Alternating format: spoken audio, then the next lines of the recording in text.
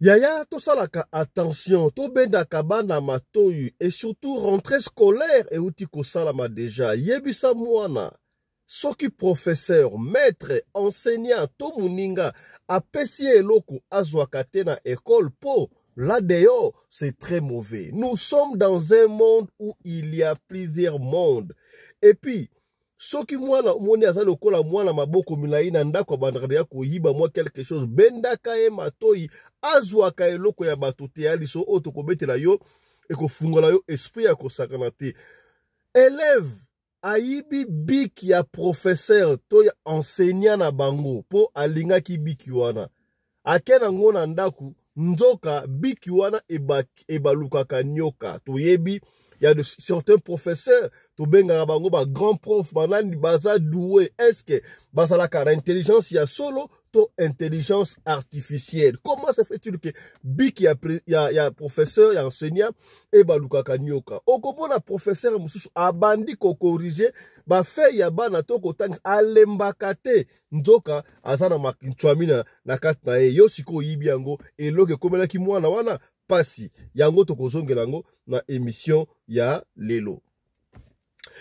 Yaya toli komona na etandoike epai wapi FRDC bazali ko recruter ba soldats, ba militaires pour la armée na biso. Oui, force à vous. Armée na biso, il faut ezala makasi. Kasi les gens s'interrogent, c'est le moment. Tout le monde a kana ba pays mususu komona mwana ya président Songolo azali pe na armée. Mwana ya président Pakala na armée. To ali ko tourna sika obe. Bana ya bakonzi, bana ya Fayulu bazali wapi bako s'enrôler te. Bana ya Tshisekedi bako s'enrôler te. Bana ya Muzitu bako s'enrôler te. Bana ya Mboso ainsi de suite. Eri yango yo bana ape ba s'enrôler pona kobundela ekolo. Po bango bali kokola na mbongo ya ekolo. Ndeko mobali oyo aleli. Yokai. Mais c'est le moment. Il y a recrutement. Maintenant là, on est en train de recruter dans les FARDC. Je n'ai pas vu les gens demander les quotas des partis politiques hein, depuis qu'on a commencé à recruter. Ce recrutement ici, comme c'est lancé, je profite encore. Vous voulez mettre fin à la guerre. L'enfant de Fayoulou doit être enrôlé. Il n'est pas au pays. Hein? L'enfant de Tshisekedi, Félix, président Félix, doit être enrôlé. Ils ne sont pas au pays. L'enfant de Kamere, de Katumbi, Muzito, Mboso, Mouya, tous ces enfants-là doivent être enrôlés dans la force. Voilà, c'est ça que nous allons décortiquer dans cette émission. Ils doivent enrôler aussi leurs enfants pour la bakede parce que bana bali okola na mbongo ya mboka te. Tala kuntseki, tala kumamba. Est-ce que c'est obligatoire? Nous allons revenir sur ça dans cette émission, mesdames et messieurs. Le fameux affaire ya Mangwele, ya ito koloba. Est-ce que croyez-vous que Batouana va décider balinga kabiso? Baya koloba biso Mangwele, tozo Mangwele. O pona nini kaka République démocratique du Congo? Moi je m'interroge. Pona nini soki kaba badi, babandaka yango kaka na RDC et puis tozo la ka premier ya kondima yango o lo ya liboso e yaki. Est-ce que basi babandi ko beta bana na biso Mangwele? Tona ni babandi te. Il paraît Mangwele wana ezali pona ko kanga ba germe évolution bala na biso bakoma babikomba babota kalisusu te pona ba récupérer mabien na biso. Est-ce que c'est solo to ya lekuta? On néglige pas l'information. Ndeko mobali oyo a dévoilé to kozonga na kaka na émission ya lelo. Mes très chers compatriotes, très chers frères et sœurs, recevez mes salutations fraternelles et patriotiques le plus aimable et le plus aguerri possible. Si l'histoire est un éternel recommencement, c'est parce qu'il y a de ceux qui ne tirent jamais les leçons de l'histoire. La République démocratique du Congo est tombée à plus d'une fois. Le Congo est tombé, le peuple du Congo est tombé. Rappelez-vous encore, lorsqu'ils ont voulu exterminer le peuple du Congo par la maladie, en inoculant à une grande partie de notre peuple la maladie du sommeil venue par le truchement de la mouche tétée. C'est même là, en créant une sorte de vaccin pour justement stopper la mouche tétée, vont donner naissance à ce qu'on a appelé la poliomyélite. Et ainsi de suite au sida, à la pandémie d'Ebola, justement pour exterminer la population du Congo. Le gouvernement européen se sont réunis à Bruxelles. Bruxelles, capitale de l'Europe, capitale politique, capitale militaire et capitale criminelle de l'Europe. Ils se sont réunis justement au chevet du Congo. Parce que se réunir à Bruxelles, c'est pour viser le Congo. Tout est fait et tout sera fait justement pour anéantir le Congo. Au moment où je parle, le loup est dans la bergerie.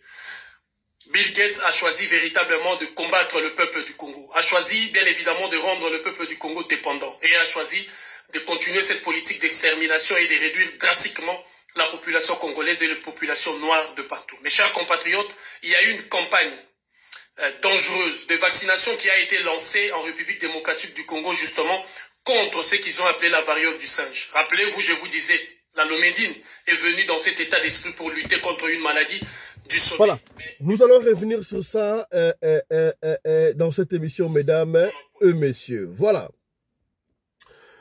Mbota Nabino, Bandeko Balandi, ya Radio Lokoé Télévision, Bisika Nyos Tubuzwami. Merci la confiance, paix, fidélité. Vous allez continuer à couper sa programme Oyo, Radio Lokolé, Masolo. Et pas wapi, chaque fois, vous allez couper na pona ko solo la, makam, vous allez le kabongo na communauté nabiso africaine en général, na lobakayango, mingi ya biso batu ya mangala. Comme on a gagné fiston, pelende, tata, ya sedek. Voilà. Et si ka ozali, na Kimpese, na Kuala Lumpur, na Katakokombe, na Ituri, na Isange, na Bunia, partout, yaya tala émission na bino yango yo ebandi, on s'excuse un peu, c'est vrai.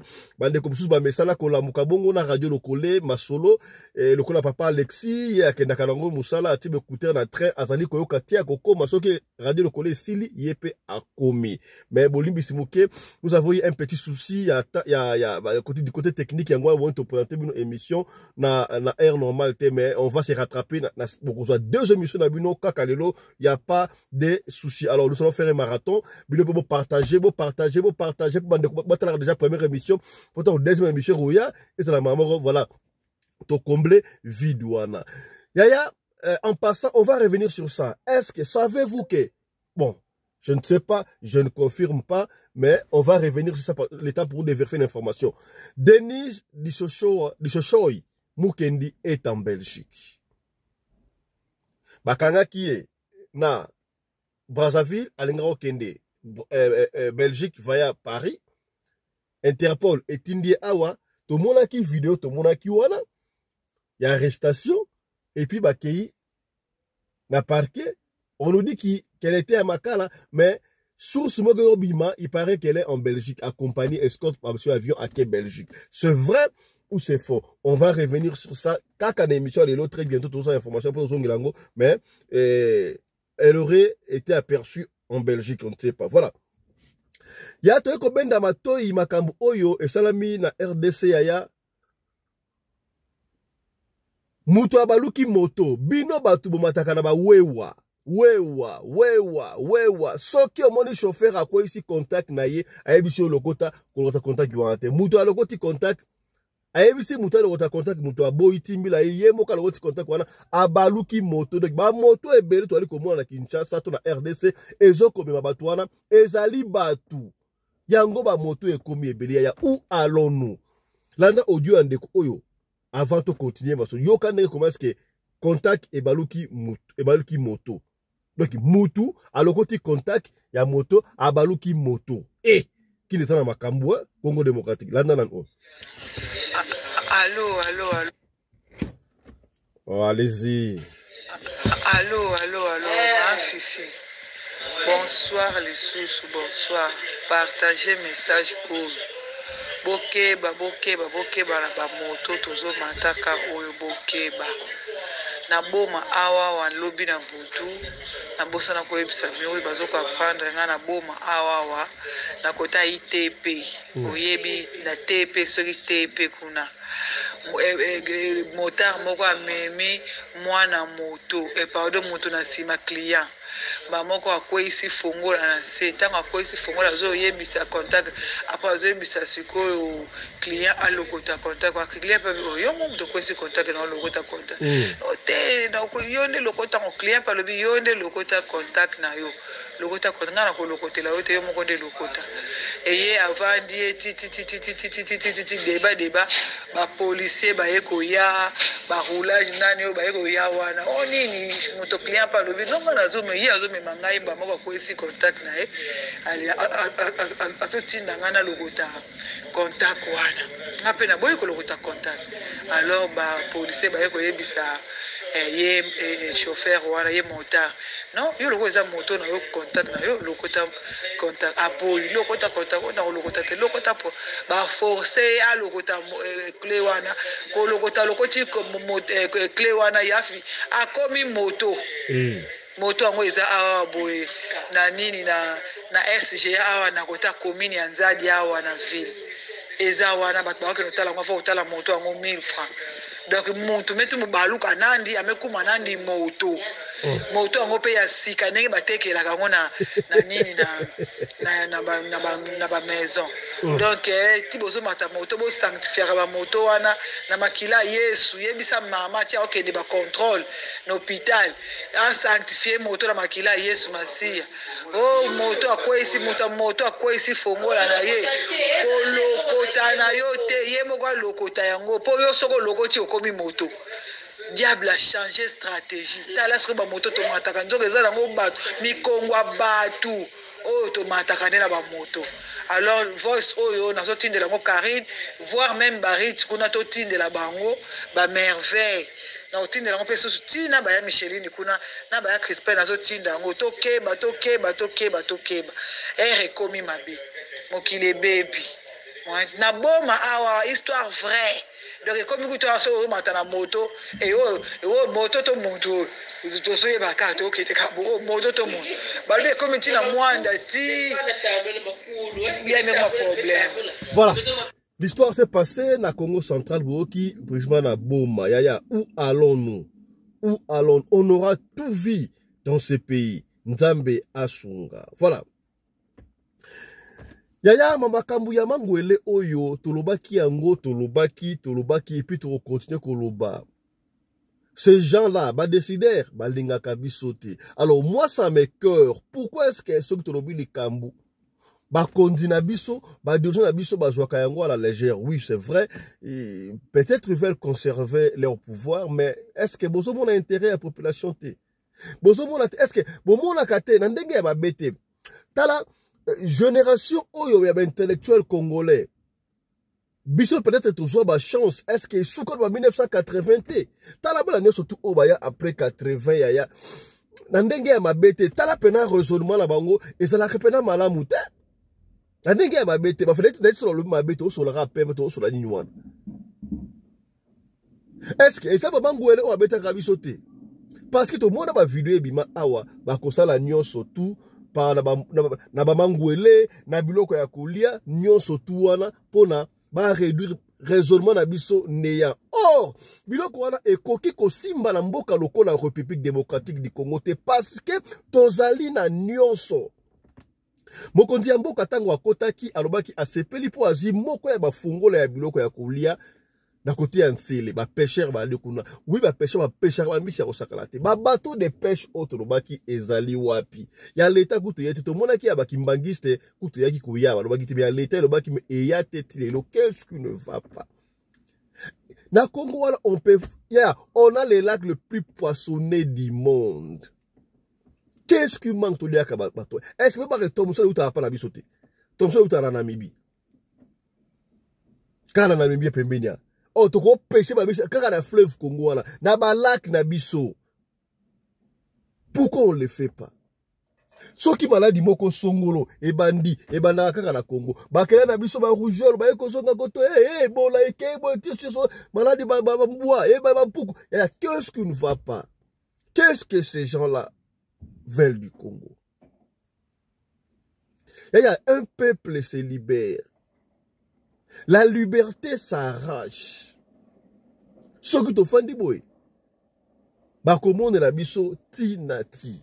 Toi que maman ngwele oyo. Batuma songo la légère. Pourquoi est-ce que pourquoi ne pas il fallait te profiter de la sima ya moi na biso ya na biso ndeko na biso maître Gims oya de voilà qui ce qui était caché. Mais c'est sans inquiet. Tout le monde qui l'a liboso payaki, ils savent que c'est pour nous détruire, pour détruire nos enfants. Parce que va venir à lobby. Mais tout le bandenge ne peut pas mutu que soit. Landa audio andeko oyo. Vous allez comprendre ce qui se passe dans Makam oyo. Yamangwele voilà, suivez. Mes très chers compatriotes, très chers frères et sœurs, recevez mes salutations fraternelles et patriotiques le plus aimable et le plus aguerri possible.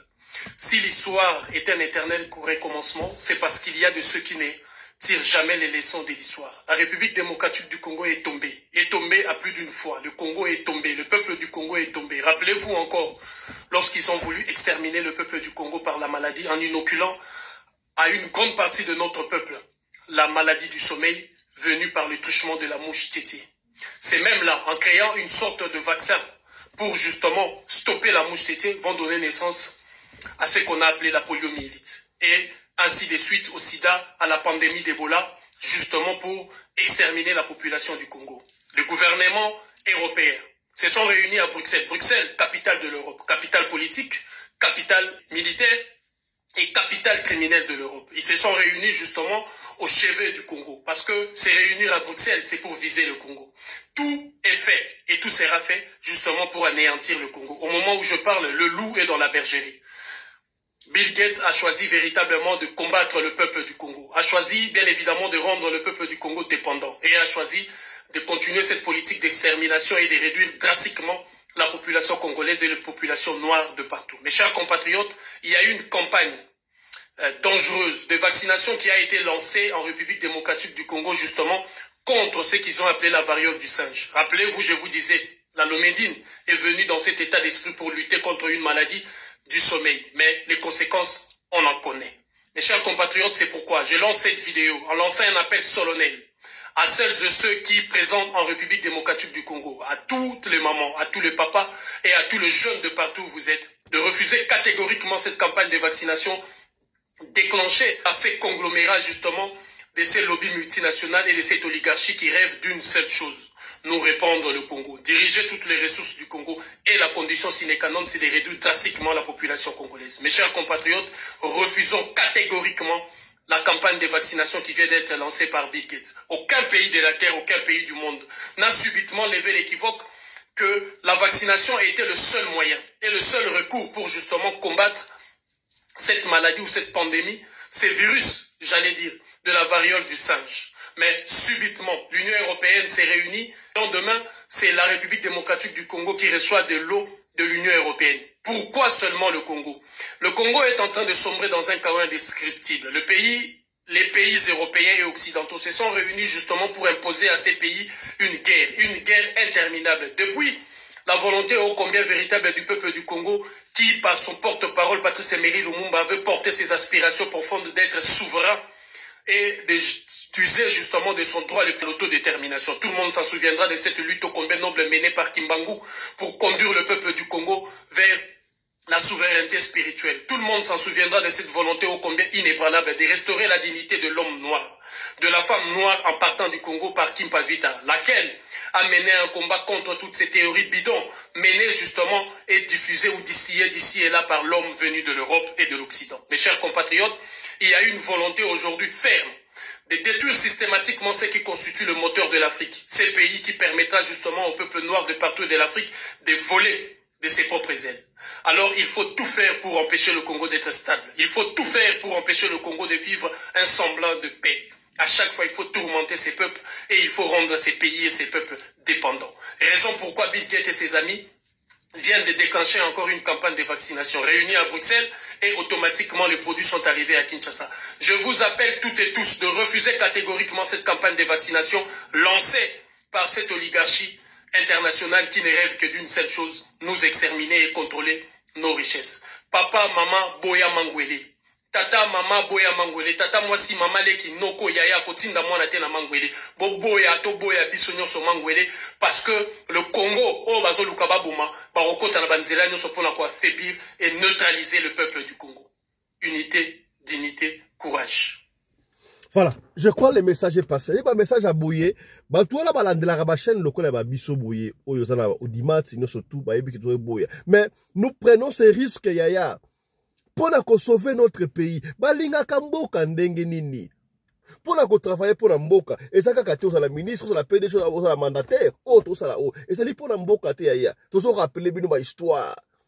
Alors, l'histoire est une science qui étudie les événements du passé corriger le présent, en fait d'envisager le futur. Les passés ne nous ont pas enseigné Mangwele Oyo, Basera Baroujol, Bagituntu et Konso, Oyo Munde, DVD Ezali, ma vidéo Ezali habito Yaka, Tokosaka, vaccination, s'occuper à Roujol, on a injecté Batou, maladie Oyaka, traité, et pas à Banamike. Pour l'année de Banamike, Banamike ne va aller à venir et à lobby. Bandeko ba osala ba campagne wana ba pesa botambola na ba sac na botambola porte à porte et puis ça obligatoire ndengeni ya bobo yango vous pouvez sauver votre peuple bino batini bino wana ata ba contre batini bino ba barani un ordre mal donné l'armée ne s'exécute pas, n'est-ce pas? Tout ça là tout pour la sauver. Notez mawa Yaya, les loups est dans la bergerie, ne va lobby de Jéba, si va décider, Jéba, ça l'endengouana. Alors, nous devons sauver le Congo de Ndingankuvu. Nous devons sauver le Congo de Kassavubu. Nous devons sauver le Congo de Lumumba. Nous devons sauver le Congo de Mobutu, de Laurent Désiré Kabila, de Joseph Tshisekedi, de Joseph Kabila, de Chen Tshisekedi, de Félix Tshisekedi Tshilombo. On doit sauver le Congo. Tout le monde qui a armé et bandit déjà recrutement. Oui, c'est vrai, on recrute parce que guerre est allée Kondongoma. Mais moi, je vous garantis, tenez bon. Le Congo restera un et indivisible. Le Congo de Yaki Pavita. Le Congo de Vuluzi Kimbangu Yaya. Congo n'a pas besoin de côté. Le Congo va se relever. D'ailleurs, je l'ai dit chaque fois. Le Congo est déjà debout, c'est un éléphant qui est déjà debout. Quand la mingi te trouve pour la babele kaka, ndenge mari bisama lobara, tout tamboula siko. Honte à vous, malheur à vous, bino bat oyo compété contre le Congo. Très bientôt, vous allez regretter. Alors, na recrutement oyo. Et ça s'est fait. Bon, on va avoir président mingi ya monde, ya Afrique et Koso, balinga ko intégrer bana na bango na kati ya barmé pour na bazwa relève peut-être tout pour na ko la volonté que non. On est là pour le peuple, pour la boalou boadji tunga. Tout le monde est avec Mobutu, bana Mobutu parce que nous sommes des soldats. Bana kuti ya ba oba agresseur na biso ya Kagame, ba soldats.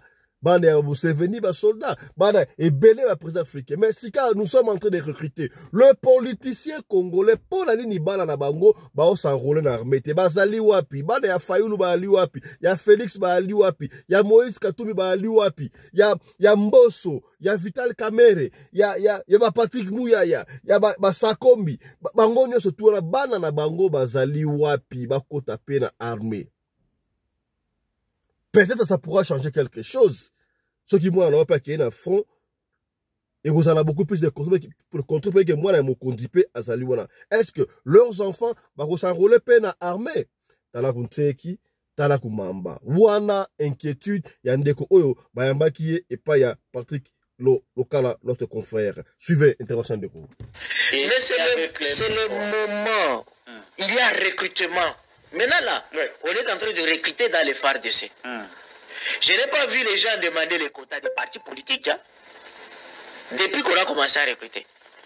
Ce recrutement ici, comme c'est lancé, je profite encore. Vous voulez mettre fin à la guerre. L'enfant de Fayoulou doit être enrôlé. Il n'est pas au pays. Hein? L'enfant de Tshisekedi, Félix, président Félix, doit être enrôlé. Ils ne sont pas au pays. L'enfant de Kamerhe, de Katumbi, Muzito, Mbosso, Mouya, tous ces enfants-là doivent être enrôlés dans la force. De force. Leur place, ce n'est pas dans les cabinets politiques. Le maréchal était de bonne foi, il a envoyé ses enfants. Mais on a vu les Saddam, les Congolais, Mobutu, ils ont fait les forces spéciales. Mouzé a envoyé Joseph dans l'armée au front. On voudrait aussi voir Anthony Tshisekedi a envoyé à Kananga. Mais quand il est robuste comme ça. Oui, mais quand ces jeunes-là, des autorités morales du parti, font la formation de 9 mois, formation on appelle EFO spéciale. Après, on les déploie dans les unités. Après 6 mois, on les envoie en Chine ou bien quelque part. 6 mois, ils reviennent, même des assimilés colonels ou quoi, même major. Je l'ai toujours dit, Patrick, on a un major Anthony Tshisekedi, chef de renseignement au Nord Kivu.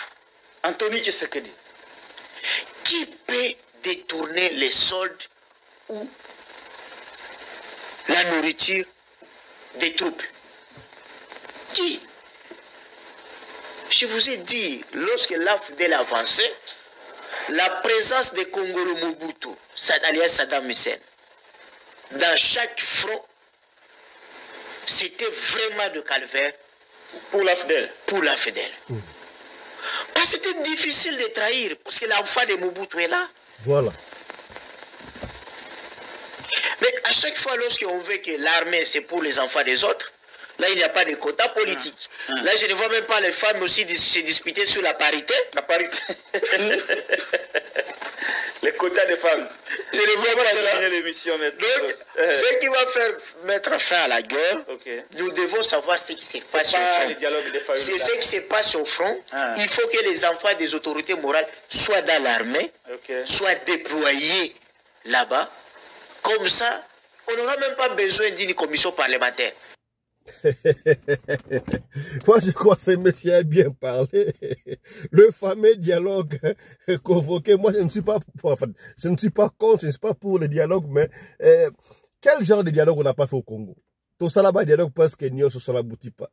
Et le Kendara, oui, mandat, vous décidez de demander, puis dialogue, conclave, appeler ça Nerbolingi et Babaki, c'est consort. Na outé ko tala awa na kosonga na wana émission ko yakuna de quoi un grand kabiliste a comme ko démontrer comment est-ce que la constitution doit être changée. Oui, tout le monde est pour qu'on change la constitution, surtout le président de la République a comme sénateur a Victorine de Rolate. Oh non, boy. Oh non, les sols et les sous-sols du Congo n'appartiennent à personne. La constitution doit être changée. Bah point moussoussou, mais ce n'est pas le moment oyo. Ce n'est pas le moment. Bon, on va revenir sur ça ici, ce n'est pas une émission politique. Donc, au moins, Yako, Lobelango. Avant de mettre les solos, on a épinglé moi quelque chose. On a évité, parce qu'en plus qu'on parle Congo. On a bien. Au lieu qu'on t'a dans l'institution à l'État, toi, on relève dans l'armée. Et surtout, en temps de guerre, boué. Alors, on a très bien. Alors, pendant qu'il y avait guerre à AFDEL, tant que Congo, Saddam, en est au table, et ça y est calvaire pour AFDEL, on a côté. Imaginez-vous, moi, le président Sikoyo, à la front, il est commandant opération, la front, trahison ou ta. Imaginez-vous, moi, il y a Kamere, par exemple, il y a Moutouaza, chargé, il y a Kofuta, militaire, qu'on demande nourriture, militaire, trahison et Kouta. C'est aussi une part bien pour l'évolution en Bokona. Tant que vous avez dialogue, pour l'instant, le dialogue, on y. Namoni epenge mbote na yo na New York bazaki na New Jersey sikaba na New York okote na pona olega na océan n'est-ce pas okoti wana mais omoni un acteur politique mais moi complexe pour ça na les pays de l'oncle Sam moi complexe sur les alliés. Il faut voyager dans la vie hein. Quand vous voyagez c'est sans complexe.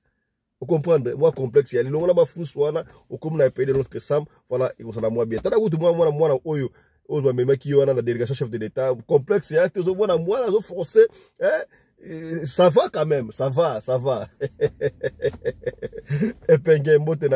Voilà. Et puis si pas si, bah image je me suis la mona quitté personnellement, oyo ya moi na biso, leki na biso Marie Ntumba, tango ba retaki. Oui, c'est vrai que à cela qui m'a bé, ben il va conseiller na ye. Bah invitation to batende ke invitation de boso daki azak ba vako ba kendaki mbala daki ataki libanda tango aye parce que okanga 2 ou 3 jours après ko yana il a fallu que akende ko se présenter invitation à kokangati akende ko se présenter yemoko voilà peut-être balingaki ba solo là peut-être va expliquer et puis voilà quoi. Mais il y a quelqu'un qui a un mandat d'amener, c'est vrai, ça l'a rendu on a sous ba kutiyo doki ba ko joyo kaka ndenge ba kutiyo partout dans le monde à la rende ngwana voilà il faut pas en faire un problème so qui ba tin mandat d'amener ata ba kutiyo na kaleson ata ba kutiyo mutakala ba ko joyo ndenge wana ba kena yo et ba kutaki peut être daki na makolongule ko so ba jouer il y a pas de problème c'est que de mal quoi est-ce que ba gens on est à parquer ba ça ba mitu kate Bami tout collé, ça va député. Bah, tiens, on va servir à l'OTAN, n'est-ce pas? Bah, quand il y a côté, c'est Moutou Benga, parce que, a commis déjà, ouais, bah, tout comme Marie Ntumba. Papa Fichodo, au côté de la Marie Ntumba, t'es sur la PMB. L'État doit les protéger. À ça, moi, na moka ou dans les néants. Alors, à yo rappelle son temps le bakayango de Mikonga na Gombe. De 0 à 100. Azaki na complexe sa vie, abundi, akomi, il faut comme exemple pour la bande comme Soubasi. Oui, c'est vrai dans le langage, parce que n'oubliez pas que ça dit moi, atangité, éducation malonga, l'État lui a rien donné. Ça, il faut avouer. Mariam Toumba, l'État lui a rien donné. Même pas l'éducation, même pas un franc, même pas nini, abundi et moko. Et Soukalango, tango baja bakangi, bazo ke ko filmer, ba filmer tina se ya jipon na ye, ya, soyons sérieux. Ne me dis pas que ça qui va Jean à l'ordre de ça qui va tout banaï Kolanda, pour ba ebi azali star, Mariam Toumba, ba BBL consort, mais quand ces batouans là va filmer la se ya jipon na ye, va publier na intention nini. Na intention nini. Et puis ce qui moutou a commis na parquet, bah chaque fois moutou ko funda yo moutentel. Mais pourquoi on moutou fundi était mais to moni sur la toile invitation bimi qui va convoquer notre confrère Israël Mutombo Disango a ko répondre. Est-ce va convoquer Mariam Israël Mutombo parce que peut-être Mariam Toumba tanga ikombo na ye to aye aza moutou a porté plainte. Ça c'est ce que nous devons savoir dans les jours qui viennent. Mais nous ne sommes pas contents. Nous ne sommes pas contents. Comme Mariam Toumba ba kolongule comme ça c'est pas un problème. Ba juendenge ba kuti ndengwana. Mais il y a ko filmer tina se ba jipon na ye. Heureusement ataki kolan. Heureusement la ye kolan. Mais moi j'ai toujours dit tenez bon Mariam Toumba. Après l'humiliation c'est l'élévation. Après l'humiliation, c'est l'élévation. À cause de l'exemple à suivre, Nandenge ba insanité ba lobarate. Nandenge ba lobarate, on est au fin de Nandenge évolution de 0 à 100. Ndenga mataki ascension na yowana et vous allez forme n'est pas la bateau au bazanga. Parce que vous avez des néants a commis moi quelque chose. T'as la où t'as les néants. À la bandeko. Yé. On a le baka. Yaya. Papa n'a pas na mbongo te. Maman n'a na mbongo te. Yo bunda. Otombo la komba papa na yo. Na yebi so bazali famille Ntumba na yebi te. Mais Mariam Toumba c'est fort possible c'est la famille Ntumba. Ta la famille na bango. E bala kité na mikonga, ta la ba mikonga koto kuna ba yeba na kité. Mais papa na bango yeba na kité mais sika boye. Likolo ya Maria famille juive valeur peut-être. Famille sali combo. Oh non, na grande sœur à Mariam Toumba, na papa ya Mariam Toumba. Mariam Toumba ba yebi astombo likombo ya famille na bango. Un peu de respect na olo mwana la sali pour na asala élever ton niveau na. Vous devez l'encourager.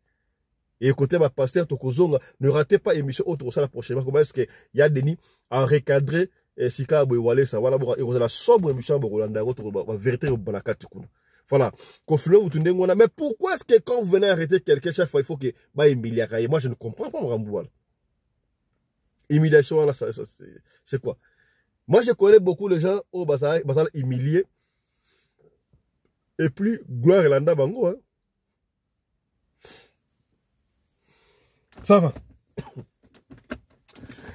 Il y a tout comment tu l'as aussi kaboli solo. Dans le bas qui yango. Salaka attention yaya ko pusaka bana te to bendaka bana matoi tangu bazo kende kelasi surtout ya obaka na école primaire to yebaka yango chaque fois na école primaire bana ils sont encore enfants ba yebaka te baka tsaka soki amitié école les appelle amitié ya tina tite ko mona mwana azolia bombo afibisi muninga na yepe bombo ya songisi on ne sait pas to beta masolo et bele awa o mwana mo gutu na récréation école primaire amade kolia mikate. Mama pesa ge mikate na ya le mikate sili siko muninga na ya kelasa ye aelie mukate mususu non na sikana mukate moto kabula kati ye muninga le mukate o ba pesi ye wana o atonda ki deja atia yango na sachet atia na saki na ya bosani pita akomi na ndaku ba saki na ye ba kaye comme makila nini boye ba fungola boye mikate wana ekoma ki litoi ya mutu. Et bah témoignage, ça les gens où ils vont les carabas témoigner. En passant, deuxième partie à témoignage, il y a ex-magicien, on a Zabolo et Rosala, je crois lobby, Rolanda, il n'y a pas de souci. Donc, si dans l'épisode de Bélé, deuxième partie, ça lobby, il n'y a pas de souci. Bah témoignage, ça comment est-ce que bah takaka mingi bana. Tout le monde est en go, attends, tout mangouele. Bana parce que bana parce la conscience, il a le béné vandité, bah yébité, bah moi ça la wana. Yango bah takaka mingi bana. Pekisaka moi en école aliaka na baninga amela rama ina baninga Muninga pesi on a kabeli yo loko boy. On a kabeli bazwa kate ataba kabeli ataba professeur ataba maître on ne sait pas. Na milliers étudiantines, na milliers écoles makambu ele kaka et belia ya. Nous vivons dans un monde où il y a plusieurs mondes. Est-ce que komi tout ça va j'aime, partager l'émission. Partager l'émission sur un retard pour l'émission, il n'y a pas de soucis, on va les rattraper kakalelo. Tout partager l'émission, tout partager yaya. Alors jeune garçon oyo abazaki na deuxième secondaire. Boyebi bana déjà na deuxième secondaire, monsieur ba ko ba pire na ba enseignant, des biso na cours to benga ba professeur, to na enseigner école secondaire ou benga yo non prof, il y a pas de souci, monsieur ba besoin ko ba grand prof. D'ailleurs moi j'ai un professeur qu'on appelait grand prof. Mbote na yo professeur wana ye maman na bloquiste grand prof, je salue en passant grand prof. Yesoki azoloba atangi sibino pour la addicter bino koma azana ba phrase nyos tuna bongo to no benge grand prof ndoka nde atangisa a bloquer yango tikala na ndoto na mobimba. Voilà encore un problème chez nous au Congo. Tout temps que ça va même chose. Ane botangi même makambo, même mathématiques, même histoire, même phrase. Ba phrase wana génération en génération à livre même phrase. Interrogation, même interrogation. On a pensé qu'il a année passée, il y a une année où on doit changer côté on a pas d'éducation dans l'issue. Tout bien dans la matouille. Alors, tellement jeune garçon a commencé un peu moi pire na professeur na bango ya français. Alors, et bah professeur on va la comme en vue bic hein. J'ai mon studio ici. Bon, on va faire ba bic boy.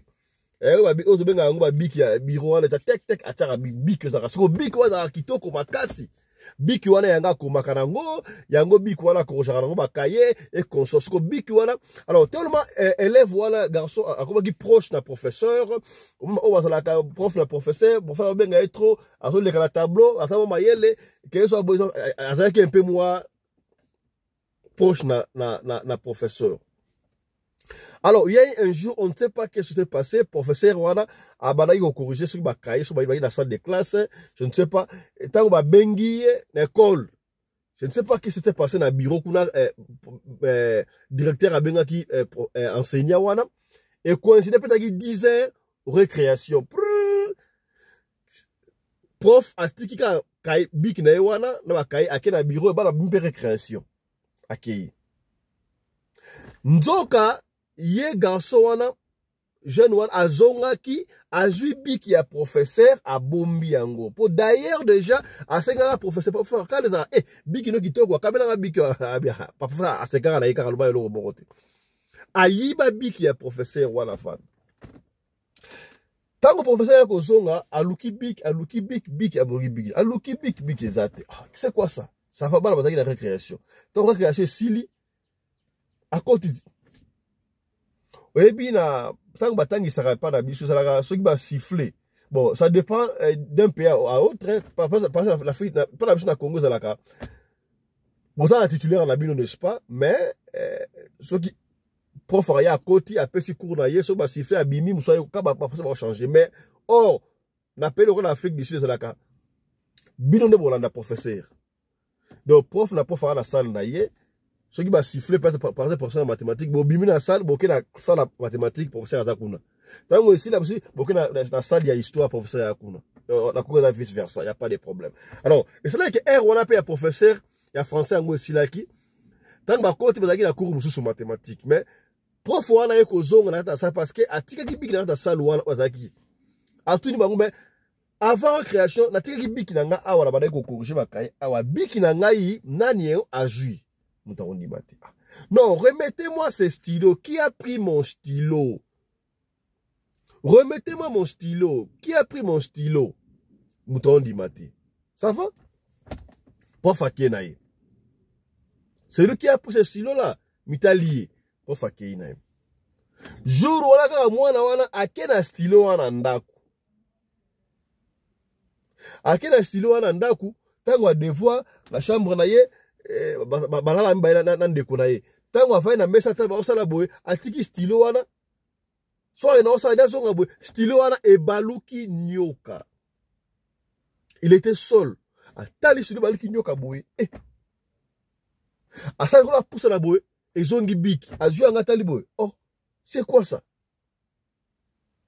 mbala moko ye akomi koyoka mutu pasi mutu na ye banda ekomi kosala pasi makasi atiki yango wana ake kolala alors ndeko na ye banalaka na osala télévision tanga ye po atiki kaka biki yango wana ndeko tango alali sikoyo alali afandaki na mbetu ndeko na ye alali te me aotala sikoyo tabe na bango oyo basalaka badevoir atali boye amoni eloko ndenge ye ezotambola likolo ya bakaye koso likolo ya mesa wana alamuki boye biki bon amoni nyoka otambola agangi nyoka nini apusa na boye akati okala na rêve apusa na boye amoni ekomi biki biki oyo eza nyoka to ndenge nini qu'est-ce qui ne va pas mwana wana bana jour wana il ne plus partir à l'école akomaki maladif akomaki malade tikutu malade wana bakena hôpital baomona maladi te bakena hôpital baomona maladi te mutu moko mpe akobulaki ya biki te parce que ntango yakomona biki baye asibi biki yango boye amoniki ezalaki biki atika yango kaka wana ye ndeko na ye balalaka na ye wana bon amonaka eza impossible biki balaka nyoka eza impossible peut-être ye mutu amonaki bien te mwana wana garçon wana akota hôpital akoma kutu na chaise roulante makolo ekoma ye paralysé et puis akoma soka alali amonaka banyoka nyoka ah boyebi bana nde basalaka aire moko fo balabala so amoi likalo ndaki fa lobaka nzoka ndeko na ye pa amona biki wana nde baluka nyoka me akipa na yango te mettons ndeko na baka nyoka akombonaka pe te ntango ekomi sikoyo sérieux akenda classe pendant 2 mois boyebi mpe baekole privé nde ezalaka so mwana azoya te bakobenga te koso batiki yango ndenge baekole kongo kaka nde ezalaka na tiki na ye kaka ndenge wana babengaka na bango mpe te ntango ekomi grave jour moto otangemake mwana yango oyo amonaka banyoka tro wana bavaa na salon boye ndeko nyonso kaka me ntango mwana alobaka ndeko na nga alobaka banyoka ndenge nini banyoka yango ya marke nini mama oyebike un jour abeti siko lisolo wana nazalaka surtout notre match soki match ya Barcelone soki Real o ndenge to nazongaka nakutaka ye alali na mbetu atiki bakaye na ye wana alali profondément mais kaka to na te mutu na mbetu natali boye namona lokola nyoka etambola likolo bakaye na ye likolo mesa otosala badevoir na kati ya chambre conso na pousse na boye ata na boye ezalaki biki est-ce que eza biki wana ebongamaka nyoka te biki ebongamaka nyoka ndeni bapaka bandimi yango te qu'est-ce qui ne va pas papa tunaya oui namonaka biki wana akomaki deya faible biki ebalukaki nyoka na ndenge nini biki oyo donc nde batika biki wana chaque fois balukaka nango nyoka papa azwa biki wana batika yango wana batala biki wana nzoka biki wana soki otiango na table evai nango soki ekomi en contact na kaye feuille nayebi te eloko oyo ekomelaka ebalukaka nyoka ekobalukaka nyoka te kaka soki kolo nango asimbi yango abandi kokumba yaya salaka attention o professeur wana enseignant wana maître wana azalaka mayele biki na ye wana atikaka yango te kosimba te là d'ailleurs c'est très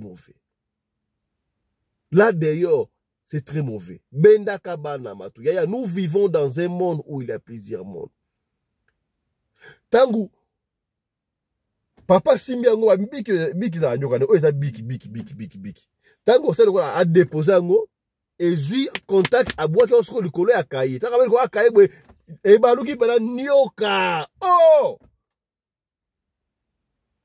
baluki wana nzete babeta nzete soki mpe nini kuna nzete fufu ale esali ke ekwei sikoyo elongo likolo ya kaye likolo ya table ese okomprendre siko likolo ya table wana ezongi siko biki abi ça y est tuni biki oyo ozwaki yango wapi ono nasaki biki oyo pa enseigner na biso ya tokotanga kombe école te bandeko bayebi lisolo oyo na Kinshasa toboyi kotanga kombe établissement wana mpona koevite makambo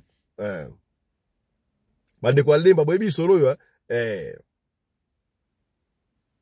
totanga kombe école wana te mais eza na lemba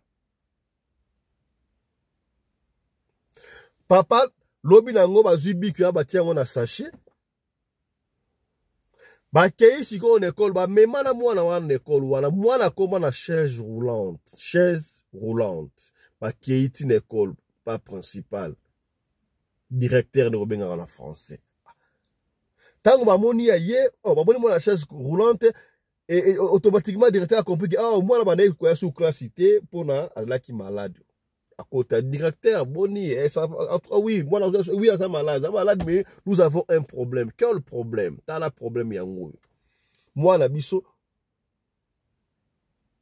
alobi azwaki biki oyo et pas ya professeur kingani professeur qui m'appelle na comme professeur autant comme professeur te pour habiter autant comme professeur te autant comme moté mais c'est un tel à ça professeur awa oui azali azali bobenga ye tango maître wana professeur wana ye amoni mwana classe toi tu ne viens pas à l'école pourquoi tu étais malade comme ça vanda wana papa bandi koloba mwana na ngai azwaki biki na yo yango yo banda mwana azwa biki na ndaku mwana santé za rasu bien te 2 mois mwana comme presque mourir bon azoko mona ka ba nyoka na ndaku e consort et puis ko vérifier biki oyo e balukaka nyoka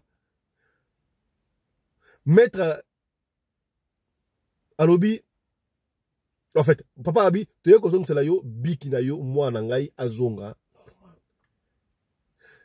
tala histoire ndenge ça yo biki ezo baluka nyoka directeur a boya abi jamais c'est impossible oui c'est vrai na bungsa biki maître so na bungsa biki nanga na tuna na classe mutu mwana ndimaka te biki nanga sali wapi papa biki na yo oyo ezo baluka ka nyoka ba jeune abino wana pana ngi osimba tenga biso zali bangala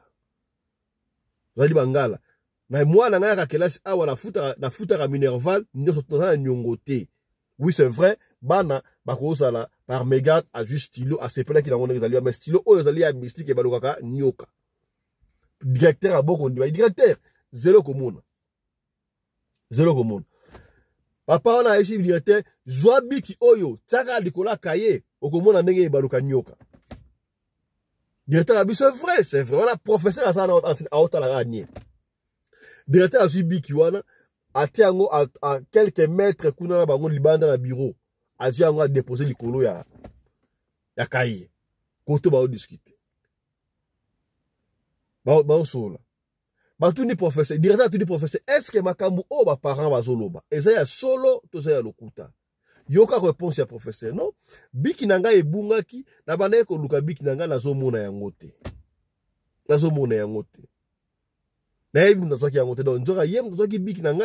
mais c'est pas ça la question qu'on t'a posée, monsieur l'enseignant. Pendant que malama wana biki kuna e baluki nyoka. Directeur atali akamwe nyeso tuana ba professeur presque so bimba ye wana e kota ye moko kolo biki akei asimbi yango nyoka tanga simbi yango e baluki biki azu biki na ye ati awo. Et depuis ce jour-là, ce professeur, cet enseignant a été licencié par l'ongolien à l'école.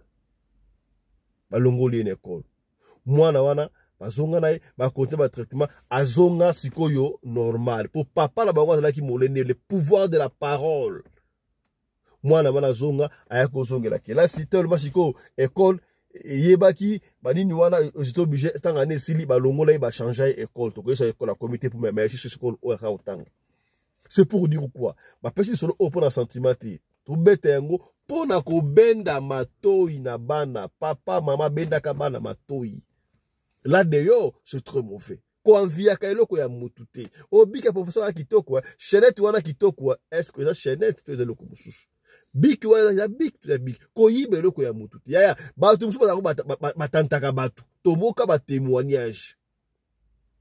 Okomona zimbongo ateka alikolo wana emonana mutameme na mutuka azimbongo ateka alikolo wana ozomona mbongo ozomona ba billet ndieza mwa désordre yo quand yi monta ngote nzoka yi monta azoko tante yo est-ce que boso yo to sola pembe yo tango kozwabe les malheurs baka mususu tokanga bandoko ndoki pamba o noko wana ndoki o mama ndoki mais est-ce que mitali yo moko est-ce komi to benda kabala matoi. Na lobite ke bana basa ya ba camarade ne école tété. Mwana ozala na camarade mais benda mwana lutoi ayeba. Ke muninga ko pesa yelo côté, ako defelo ko ya motuté. Et akaleza ka bien, na so za ka bien to de la kaza ka mutu bana atokota mudungu. mutu pena alunga pena lemba keya zui chemise aliko na njili oyo pantalon na barumbu chaussette azui na ngaba donc mobimba lati wa ezali peut-être 5 communes na suka nango po mona bakobebisa ye te azongi na ye normal mais sika eza asu te kolataka elamba ya motu te kozwaka eloko ya motu te moninga asimbisi yo mbongo osimbeli ye zongisa mbongo ya bato koliaka eloko ya motu te. Est-ce que comprendre? Est-ce que comprendre? Par mégarde moto ayaki kotala bino omona abosani biki na ye o abosani chaînette o abosani mo eloko na ye moko boye yokanisi abosani no abosani chance na nga na zwi yango ya là d'ailleurs c'est très mauvais. Peut-être alingaka tante bino yo ozoyeba te otolobaki te tolobi tala lisolo ya lelo tobombelaki yo yango wana. Mais ne ratez pas tout à l'heure à 16h tokozonga pour la deuxième émission na biso. D'ici là, portez-vous bien, santé de fer à tous. Chap chap et tchara. Voilà.